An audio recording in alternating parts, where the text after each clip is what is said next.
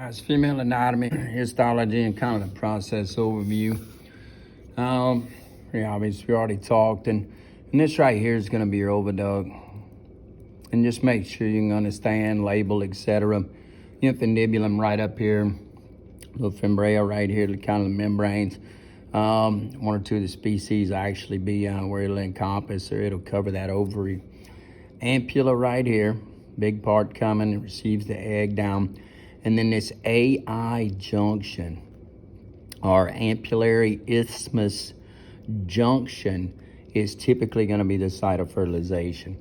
Then the isthmus right here, and then we get down to where we really tie up into our uterus down here at the bottom. And everything we look at from a layer standpoint, we're looking at basically a tube that's going to run from the ampulla or right up at that infundibulum, clear all the way down to the uterus. What we end up with, our mucosa, submucosa right up in here, going to basically facilitate the movement of it. And then a lot of times too, it's kind of like similar to our arteries, but our muscular component here with smooth muscle, it's going to help facilitate that movement as well. Your serosa right here is just going to basically be your outside kind of a connective tissue sheath, maybe if you want to put it that way, covering. And so we're going to basically extend that right there all the way through.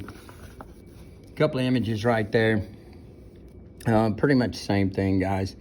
Get your muscularis component, submucosal component, your lumen, center of it as well, mucosa. So what we're looking at here, a little bit different in terms of size and shape. And then as we work our way down to the uterus right there, a whole lot more dense in terms of the muscle around the outside, a little smaller in terms of our inside lumen right there, mucosa as well. This image right here is kind of more for you on the computer just to see the differences in terms of the spots and the way the ovaries tie in and that oviduct kind of collects and we release the egg, and then the way we funnel back around to our uterine horns there as well.